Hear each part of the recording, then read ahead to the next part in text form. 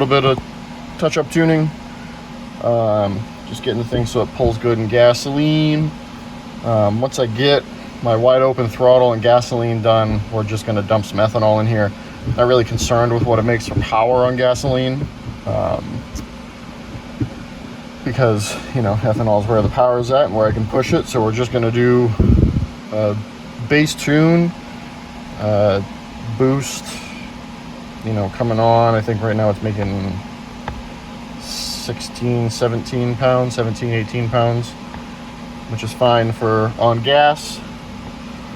And then we will turn it up with some ethanol. The fuel tank is practically empty. We are at an incline, but before I was even on the incline, it only had 3 dashes on there. So we're almost out of gas anyway, which is good because I got some E70 to drop in it.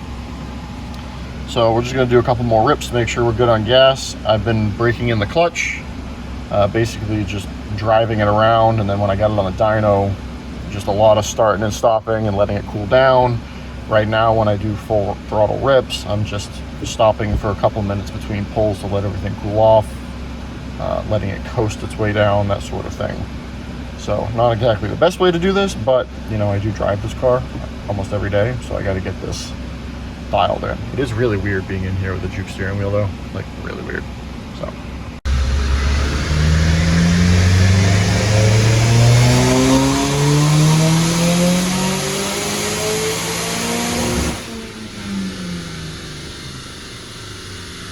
So just smoothed out up here. Again, bigger injectors, everything you do on here is a lot more sensitive. So that last pull, we were up and down on our corrections, and we were also up and down our injection time, which you can't really see it, but you can see it's kind of, so get that sorted out. So before one of those pulls, my duty cycle, primary duty cycle, would be like 60% on gasoline. So now we're down to 20. So that's good. We're not on ethanol yet, but we're gonna be. So ethanol blend 13% as of right now. So I touch that up. I'm gonna let it cool down for a few minutes. We'll do one more gas pull, and then we'll do one more gas pull and make sure that everything's good for gasoline, and then we're gonna fill the tank up with some ethanol. Woohoo! So just to the last gas pull, 276. I just set the dyno up, which is what we were making before on gas, about 280. It's really, really, really hot in here. So, but that is right where it should be. Everything looks great. So we're gonna go ahead and fill the tank up with some ethanol. All right, so I dumped some E70 in there that I had laying in a can, brought us up to E43. So we will do a rip and see where that lands us, and then I'll dump some E98 in there to get that content up. So as of right now, it should make a little bit more boost, and I have a little bit more timing going into it, but nothing crazy. And a bunch of fuel. This is definitely gonna have to get changed, so let's see what it does.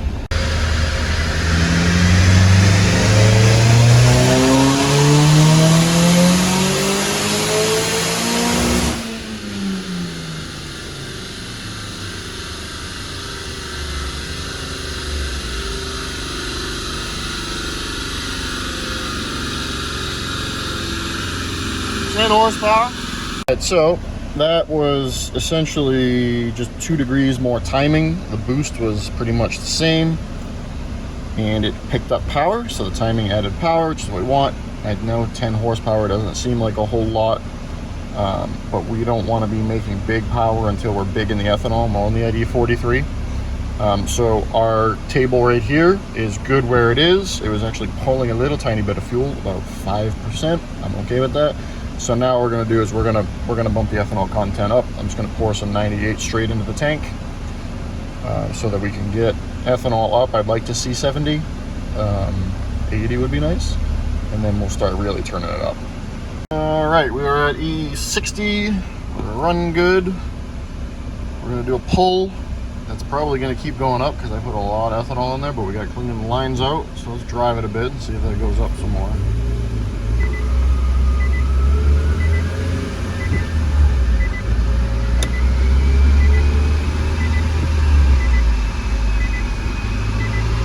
ignore the O2 correction when I'm on this dyno when we're just doing partial throttle. This is inertia, so it doesn't load up the engine properly. We tune that when we're driving it around.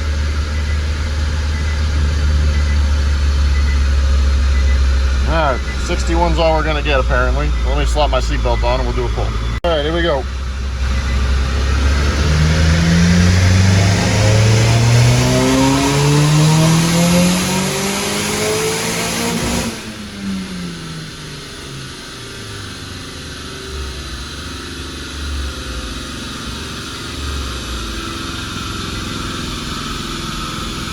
That was 300, but our boost did not go up. So I gotta look into that. Okay, so our boost did go up. Our base boost level is 5%. So it went 15% over that, which is, 15% total, and it went up a PSI. So we just gotta be a little more drastic with that. But we did 300. It was a nice clean 300. Well, 298 if you wanna get picky. So now we're gonna just turn our boost up and up and up and up. Let's see what it does.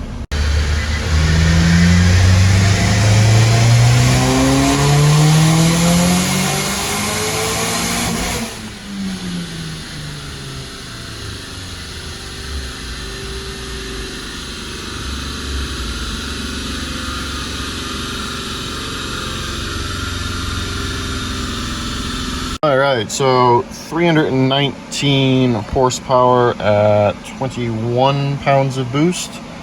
That got the duty cycle up to 35% by doing a 44% increase. I don't really want to keep going up with that. So what I'm going to do is I'm in a new map, so map 2. And what I'm going to do is make my base generic up a little bit, which I had before, and we know on gasoline it can handle it. And now we can bump our boost up. I want to see more boost than that before I start putting any more timing in, just because we are still making heaps of power with adding, 2 pounds of boost, essentially. We picked up 20 horsepower. And the ignition timing was, the ignition timing was actually lower on that pull than the previous one, and that would be because in my ignition map we are getting further and further up, which means less and less timing. So I dropped this down to 36% over, and our base duty cycle is now about 17 up top. So we'll see what that does. Our fuel adjustments are good. So we're gonna write this. I'm gonna let the car sit for a little bit, let the clutch cool off and everything else, and then we will do another pull with more boost.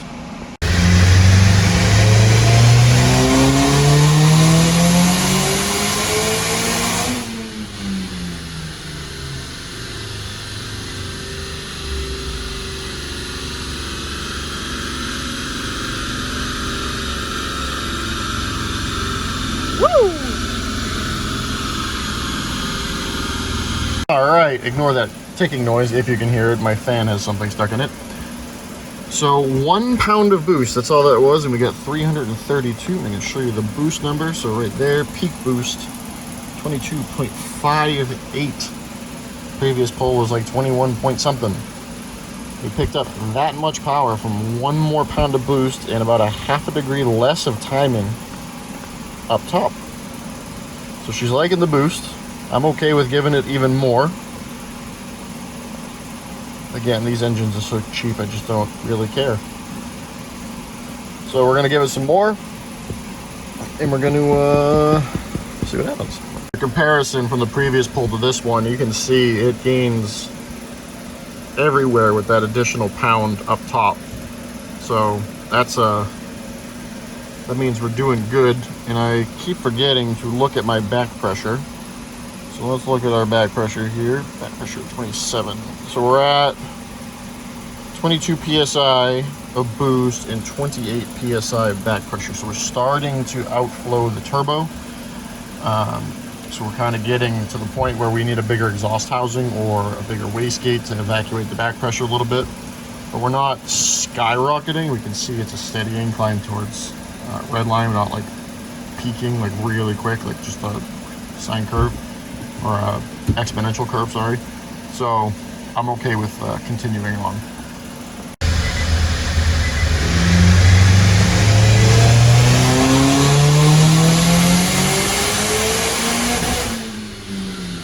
Whoa, that was spicy.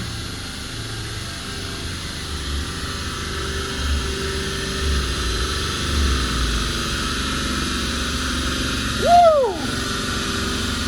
382 horsepower.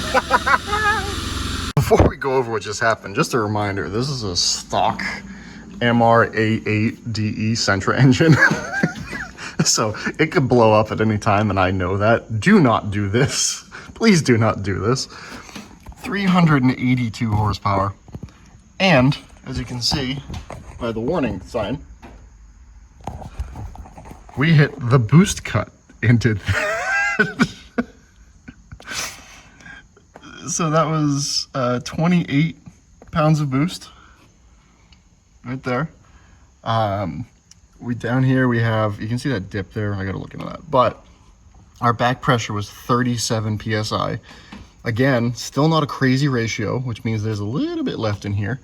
Not much. If we look at our duty cycle, that was 60% duty cycle, so there's more boost controller in there. Air temperature though, 154 degrees at the end of the pull. Not ideal, but this is a small water to air intercooler, so it's not really surprising. The recovery on it's fantastic. You can see it just immediately starts going down.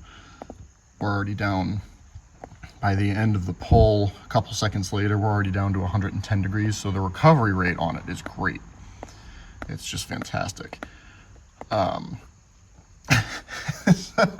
it hit overboost, so I gotta fix that, but it's got more in it.